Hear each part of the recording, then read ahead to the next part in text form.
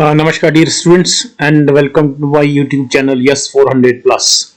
और आज का जो ये वीडियो है द हिंदू के एडिटोरियल पर हिंदी में, ये 27 दिसंबर 2021 का है और जो टॉपिक है ये है chance to tap India high equity in Myanmar. लिखा है इसे राजीव भाटिया साहब ने, जो एम्बेसडर रहे हैं एक समय म्यांमार में। तो डियर स्टूडेंट्स, इसको शुरू करते हैं। आज के इस वीडियो में यही एकमात्र एडिटोरियल है, ये थोड़ा बड़ा है। और डियर स्टूडेंट्स, मैं संजय मोहन भटनागर और लेट अस स्टार्ट। ओके, और अगर आपकी कोई क्वेरी हो या कुछ सवाल हो तो आप बिल्कुल कमेंट बॉक्स में लिख सकते हैं। सो चलिए स्टार्ट करते हैं। ओके, तो अभी रिसेंटली एक शॉर्ट विजिट हुई है वर्तमान के जो विदेश सचिव हैं हर्षवर्धन श्रृंगला, उनके द्वारा। कहाँ हुई है? म्यांमार में। और ये हुई है 22 से 23 दिसंबर।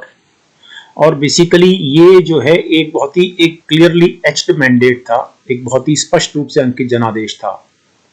बल्कि इसको जनादेश से जो बेहतर शब्द हो सकता है वो ये है कि केंद्र की तरफ से इनको स्पष्ट रूप से कहा गया था कि आपको म्यांमार में करना क्या है। बड़ा साफ इबारत लिखी गई थी भारत सरकार की ओर से श्रृंगला साहब के लिए कि आपको म्यांमार में क्या, किस काम के लिए आपको भेजा जा रहा है। तो क्या संदेश था ये कि एक महत्वपूर्ण पड़ोसी के साथ सहयोग को सशक्त करना, to deepen cooperation with an important neighbour. Obviously important neighbour का यहाँ आशय म्यांमार से है। और his mission succeeded to a large extent but challenges remain.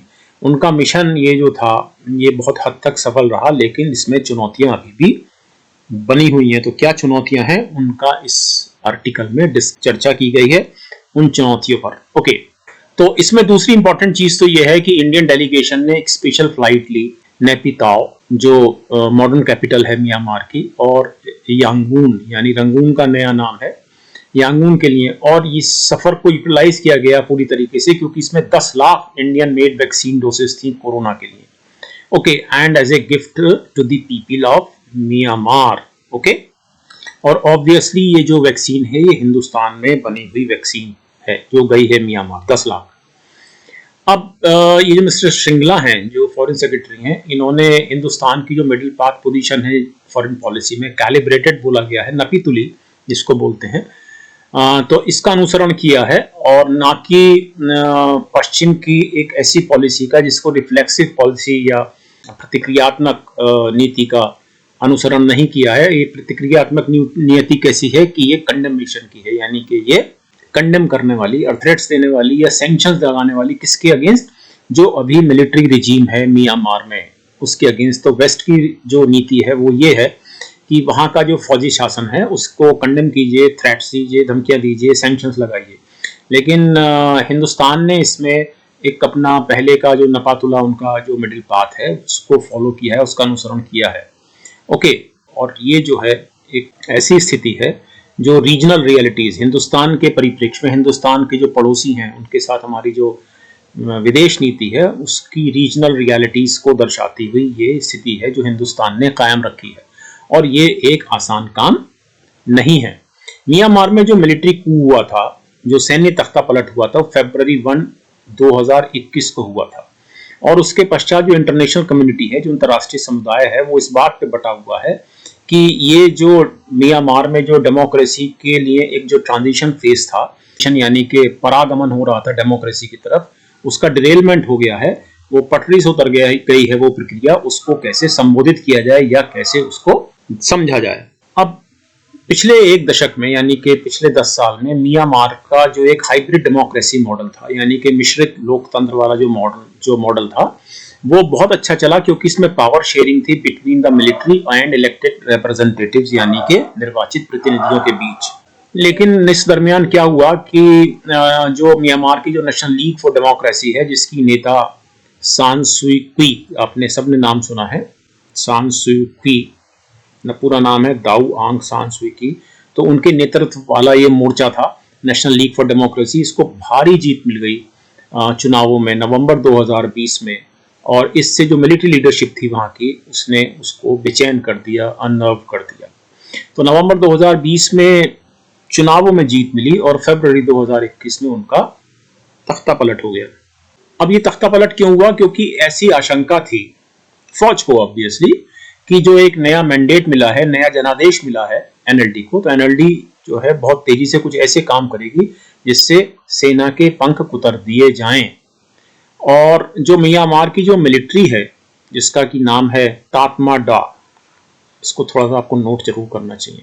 ये बहुत तेजी से आगे बढ़ी मतलब इसने तेजी से कार्रवाई की और पावर्स को सीज कर लिया, सत्ता पे कब्जा कर लिया कॉन्स्टिट्यूशन का उल्लंघन करते हुए, और अपोजिशन को बहुत सख्ती के साथ जितना भी विपक्ष था या जितना इसका विरोध हुआ उस सबको इसने खत्म कर दिया। अब इसका परिणाम क्या हुआ?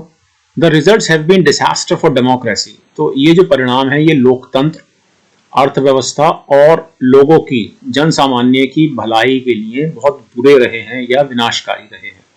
खास तौर पर ये जो पॉलिटिकल क्राइसिस हुआ तख्ता पलटने का, और उसी समय कोविड-19 का भी अटैक हुआ, तो इसने इस म्यांमार जिसको गोल्डन लैंड बोलते हैं इसको पूरी तरह से तबाह कर दिया है, रेवेज कर दिया है। तो ये भी आपको ध्यान रखना चाहिए कि Myanmar is known as golden land also.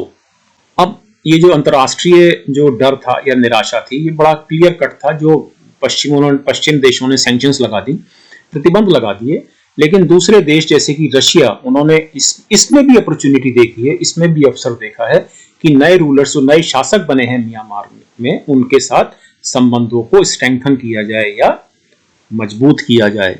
अब चाइना की अगर बात करें तो चाइना ने हालांकि दिखावे के लिए रिग्रेट किया है सू क्वी का जाना, इसको अफसोस या खेद व्यक्त किया है, और किस प्रकार से कि ये हमारे यानी कि चाइना के मूल्यवान सहयोगी हैं ये दर्शाते हुए खेद व्यक्त किया है। लेकिन उन्होंने तुरंत ही, चाइना ने अर्जेंट स्टेप्स लिए हैं, तत्काल कदम उठाए हैं।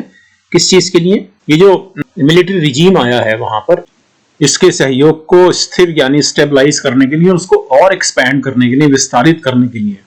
और जहां तक आसियान की बात है, association of south east Asian Nations, इन्होंने सबसे पहले तो थोड़ा बहुत इन्होंने अपनी क्रिएटिविटी दिखाई, रचनात्मकता दिखाई through it's 5 point consensus formula. लेकिन बाद में जो म्यांमार के जो टॉप लीडर हैं, सीनियर जनरल मिन आउंग हलिंग, तो इन्होंने, हलिंग साहब ने जो ये जो फॉर्मूला था आसियान का, उसके इम्प्लीमेंटेशन से या कार्यान्वयन से में सहयोग करने से मना कर दिया।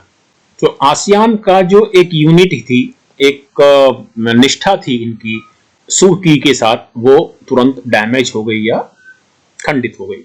तो आसियान की यूनिटी जो थी तुरंत खंडित हो गई जब म्यांमार के top leader senior general Min Aung Hlaing ने इस फार्मूले के इम्प्लीमेंटेशन से, फार्मूले को लागू करने से, कार्यान्वित करने से, सहयोग देने से मना कर दिया।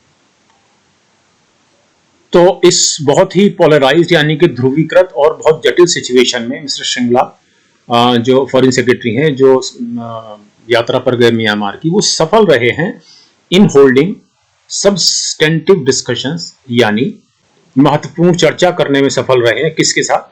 एक तो वर्तमान जो गवर्नमेंट है उसकी जो स्टेट एडमिनिस्ट्रेटिव काउंसिल है उसकी लीडरशिप के साथ, और वो भी कौन सी लीडरशिप? टॉप लीडरशिप के साथ एक तरफ, नंबर 1, और नंबर 2 जो पॉलिटिकल पार्टीज हैं म्यांमार में, जिसमें एनएलडी भी शामिल है, और ऑब्वियसली एनएलडी सू की पार्टी है। कहां पर चर्चा हुई है? ये जो चर्चा हुई है ये नैपीताप में हुई है। और एक दूसरी चर्चा हुई है यांगोन में, और ये जो दूसरी चर्चा हुई है यांगोन में, ये सीनियर जनरल मिंग आउंग हलाइंग और सिविल सोसाइटीज के रिप्रेजेंटेटिव्स के साथ हुई है। ओके, पॉइंट इसके लिए तो 2 जगह चर्चा हुई है म्यांमार में। और जो हिंदुस्तान की जो स्थिति है, जो भारत की स्थिति है, जो म्यांमार को बताई गई है या म्यांमार को कन्वे की गई है, वो आसियान द्वारा लिए गए स्टैंड के साथ है, सपोर्टिव है और उसके साथ एकीकृत है। क्या है आसियान का सपोर्ट? जो आसियान का जो पॉलिसी है इस संबंध में, वो है रिलीज ऑफ पॉलिटिकल प्राइजनर्स, यानी कि राजनीतिक बंदियों की रिहाई की जाए, बातचीत के माध्यम से resolution of issues through dialogue, बातचीत के माध्यम से मुद्दों का समाधान हो, और ऑल वायलेंस, जितनी भी वायलेंस हो रही है उसका सेजेशन हो, यानी कि इसको रोका जाए, और full cooperation with ASEAN, ASEAN के साथ पूरा सहयोग करे। कौन? वर्तमान political power of Myanmar. Okay, तो ये 4 स्टैंड आसियान के इसने अखबार ने लिखे हैं, 1, 2, 3 एंड दिस इज 4। तो अभी हाल ही के वर्षों में हिंदुस्तान ने म्यांमार को मदद दी है, सहायता दी है, किसमें, कैसे? Through capacity building programs, capacity building कार्यक्रम, क्षमता निर्माण कार्यक्रम के जरिए म्यांमार को मदद दी है। और ये जो क्षमता निर्माण कार्यक्रम है ये किस लिए है? For strengthening the transition to democracy, कि ताकि लोकतंत्र का स्थापना हो सके, लोकतंत्र की स्थापना हो सके, और लोकतंत्र के लिए जो ट्रांजिशन चल रहा है अभी एब्सोल्यूट मिलिट्री से डेमोक्रेसी की तरफ, उस ट्रांजिशन में की जो प्रक्रिया है उसको स्ट्रेंथन किया जा सके। अब ये असिस्टेंस अभी भी उपलब्ध है, सैन्य शासन आने के बाद भी ये अभी भी उपलब्ध है, लेकिन ऑब्वियसली इसका मतलब ये नहीं है कि ये कोई मध्यस्थता की ऑफर है। किसके बीच में?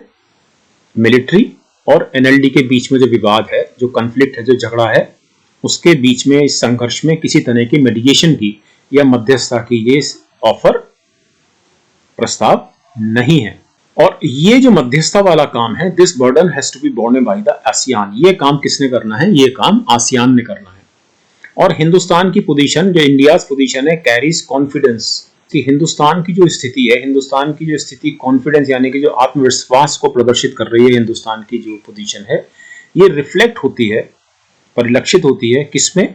कि एक बहुत ही अनयूजुअल इंटरेक्टिव यानी कि असामान्य संवादात्मक बैठक रही है, एक आहूत हुई है मिस्टर श्रृंगला की, किसके साथ? एक सेलेक्ट ग्रुप के साथ, म्यांमार बेस्ड फॉरेन एम्बेसडर्स, यानी कि म्यांमार में दूसरे जो फॉरेन एम्बेसडर्स हैं उनके साथ एक, उनका भी उसमें एम्बेसडर्स का भी एक सेलेक्ट ग्रुप है, उनके साथ एक बैठक श्रृंगला साहब ने, फॉरेन सेक्रेटरी साहब ने आयोजित की है। और ऑब्वियसली ये एक अनयूजुअल इंटरेक्टिव मीटिंग है।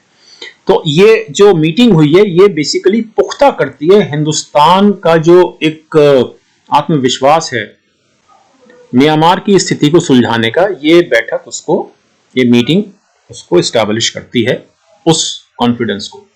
अब ये जो मीटिंग हुई इसमें हिंदुस्तान का जो प्रिंसिपल कंसर्न है, जो प्रमुख चिंता है हिंदुस्तान की, किससे संबंधित? यानी सीमा सुरक्षा और पड़ोस में स्थिरता। खास तौर से एंटी इंडिया इंसर्जेंट ग्रुप्स की एक्टिविटीज में एक नोटिसेबल एस्केलेशन हुआ है, अर्थात भारत विरोधी विद्रोही समूह की गतिविधियों में उल्लेखनीय वृद्धि हुई है, इससे भी अवगत कराया गया। अब ये जो यात्रा हुई श्रृंगला साहब की, इस यात्रा से पहले ये जो मणिपुर पीपल्स लिबरेशन आर्मी है, इंसर्जेंट ग्रुप, इसके 5 कैडर्स को हिंदुस्तानी अधिकारियों को सौंप दिया गया। और इस प्रकार वहां की जो मिलिट्री गवर्नमेंट है उसने अपनी इच्छा दिखाई है कोऑपरेशन के लिए, सहयोग के लिए भारत सरकार के साथ। ओके, और इसने अपने एक पुराने एक गत संकल्प को भी रिन्यू किया है, उसका भी नवीनीकरण किया है। कौन सा प्लेज? कि नेशंस की, उसकी देश की जो टेरिटरी है, यानी कि म्यांमार के का जो क्षेत्र है, जो उसकी टेरिटरी है, उसका उपयोग नहीं होगा किसी भी ऐसी एक्टिविटी के लिए या किसी भी ऐसी गतिविधि के संचालन के लिए जो भारत विरोधी हो। तो ये एक बड़ी अच्छी बात है कि वहां की जो सैन्य सरकार है वो हिंदुस्तान को इन सब मामलों में सपोर्ट कर रही है। ओके, अब जो दूसरा इशू था, पहला इशू तो आपने ये समझ लिया, ये वाला, ये, और जो दूसरा इशू था वो था कि जो म्यांमार की में जो अस्थिरता है, इंस्टेबिलिटी है, इसके आउटकम्स क्या हैं, इसके परिणाम क्या हैं? इसके जो परिणाम है वो है भारत में शरणार्थियों की भरमार। सेवरल थाउजेंड्स, अनेकों हजार लोग म्यांमार के, उन्होंने शेल्टर चाहा है, शरण मांगी है मिजोरम में। ओके, और ये जो मिजोरम में आ रहे हैं शरणार्थी, ये सिर्फ रिवर्स हो सकेगी ये प्रक्रिया, या अधोमुख हो सकेगी सिर्फ और सिर्फ पॉलिटिकल सेटलमेंट से, जो कि डायलॉग के माध्यम से होगा या बातचीत के माध्यम से होगा। ओके, और ये इशू भी बहुत सीरियसली यानी कि गंभीरता से लिया गया, कंसीडर किया गया। इसके बाद अगर हम इकोनॉमिक कोऑपरेशन की बात करें या आर्थिक सहयोग की बात करें, तो इकोनॉमिक कोऑपरेशन हमेशा एक मेजर, एक खास मुद्दा रहा है, एक प्रमुख एजेंडा का मुद्दा रहा है, किसमें जितने भी बाइलेटरल टॉक्स हुए हैं, द्विपक्षीय चर्चाएं जितनी भी हुई हैं म्यांमार के साथ, उसमें इकोनॉमिक कोऑपरेशन, आर्थिक सहयोग एक प्रमुख एजेंडा रहा है। ओके, और ये वाली जो विजिट थी ये भी कोई अपवाद नहीं थी। ठीक, और जो सामान्य एम्फेसिस था वो था पीपल सेंट्रिक, जन केंद्रित, सोशियो इकोनॉमिक, सामाजिक आर्थिक डेवलपमेंट प्रोजेक्ट्स का। विकास परियोजनाओं का। और हिंदुस्तान का जो कमिटमेंट है कि एक्सपीडिशियस इम्प्लीमेंटेशन होगा, यानी कि त्वरित कार्यान्वयन होगा इन प्रोजेक्ट्स पर, और खासतौर पे 2 प्रोजेक्ट्स, ट्राइलेटरल हाईवे और दूसरा कालादान प्रोजेक्ट्स। तो हिंदुस्तान का कमिटमेंट है इसके लिए, लेकिन अफसोस ये है कि इसके लिए कोई, चूंकि अभी विलंबित चल रहा है, ये पेंडिंग चल रहा है, ये डिलेड प्रोजेक्ट्स हैं, तो इसलिए इनकी कोई रिवाइज डेडलाइंस अनाउंस नहीं की गई। और ये जो प्रोजेक्ट्स हैं ये continue to be Achilles heel of the relationship. Achilles heel का मतलब होता है कि जो संबंध है दोनों देशों के बीच में, उसमें ये प्रोजेक्ट्स एक कमजोर कड़ी बने हुए हैं उन संबंधों को बेहतर बनाने के रास्ते में। Okay, still India continues to have high equity in Myanmar. फिर भी भारत की म्यांमार में उच्च स्थिति बनी हुई है, जिसका उसे which it must now carefully leverage, जिसका उसे अब सावधानी पूर्वक लाभ उठाना चाहिए। और ये किस में रिफ्लेक्ट होता है, ये किससे पता चलता है कि it is reflected in the special gesture. एक विशेष जेस्चर, एक संकेत, एक भाव प्रदर्शन दिया गया सीनियर जनरल मिंग आउंग ह्लाइंग के द्वारा, जो एसएससी के चेयरमैन हैं और प्राइम मिनिस्टर भी हैं। Please note it down. उनके द्वारा एक स्पेशल जेस्चर दिया गया। कैसे दिया गया? कि उन्होंने अगवानी की मिस्टर श्रृंगला की। ये एक बहुत इंपॉर्टेंट चीज है कि ये असामान्य है, ऐसा होता नहीं है। म्यांमार का जो शासन है, म्यांमार की जो गवर्नमेंट है या जो वहाँ का एस्टेब्लिशमेंट है, वो बहुत ज्यादा प्रोटोकॉल कॉन्शियस है। मतलब ये स्थापित है कि किसकी अगवानी कौन कौन करेगा। और अगर फॉरेन सेक्रेटरी जा रहे हैं तो स्वयं एससीसी के अध्यक्ष या प्रधानमंत्री द्वारा उनका स्वागत करना, उनकी अगवानी करना निश्चित रूप से एक ग्रेट जेस्चर कन्वे करता है। तो अब ये लेखक महोदय ने, राजीव भाटिया साहब ने अपना एक तजुर्बा बताया है कि जब वो एम्बेसडर थे यांगोन में, रंगून का नया नाम है, तो 3 विजिट्स हुई थी इंडियन फॉरेन सेक्रेटरीज की। ओके, लेकिन वो कभी भी रिजीम की हाईएस्ट डिग्नेटरी, यानी कि जैसे इस केस में प्राइम मिनिस्टर ने अगवानी की, कभी भी इससे पहले रिजीम वहां का जो भी रहा हो, तो हाईएस्ट डिग्नेटरी यानी कि सर्वोच्च गणमान्य व्यक्ति ने उनका कभी भी स्वागत नहीं किया फॉरेन सेक्रेटरी साहब का, जो हिंदुस्तान से गए। तो ये जो प्रोटोकॉल से जो डिपार्चर है, जो प्रोटोकॉल में जो परिवर्तन हुआ है श्रृंगला साहब के लिए, ये रिवील करता है, ये उन पॉलिटिकल रियलिटीज यानी कि राजनीतिक वास्तविकताओं का खुलासा करता है या खुलासा किया, जिनको बहुत सावधानी से, वेरी केयरफुली उन लोगों द्वारा ध्यान में रखा जाना चाहिए, उनको समझना चाहिए जो रॉन्गली आर्ग्यू करते हैं, जो गलत तरीके से आर्ग्यू करते हैं कि म्यांमार का एकमात्र दोस्त जो है, एकमात्र मित्र चाइना है। तो ये जो स्पेशल जेस्चर दिखाया है म्यांमार ने, ये उस उक्ति, उस धारणा को गलत साबित करता है कि China is the only friend of Myanmar. अब एक रिक्वेस्ट भी की इंडियन फॉरेन सेक्रेटरी ने कि दाऊ सू हुई से मिलने दिया जाए, लेकिन ये इस मुलाकात को एक्सेप्ट, स्वीकार नहीं किया गया जैसा कि अपेक्षित था। अब यहाँ पर इस चीज को भी रेखांकित किया जाना चाहिए, ये जो रिक्वेस्ट थी न्यू दिल्ली द्वारा की गई थी, मतलब सरकार द्वारा की गई थी, भारत सरकार द्वारा। ओके, तो अब इस चीज को परस्यू करने के, इस मैटर को परस्यू करने के दूसरे तरीके हैं, जैसा भारत ने इससे पहले भी किया है। तो ये आपको जरूर ध्यान रखना चाहिए कि ये वाला जो अनुरोध था कि सूकी से मुलाकात हो फॉरेन सेक्रेटरी की, ये जो अनुरोध था ये नई दिल्ली का था।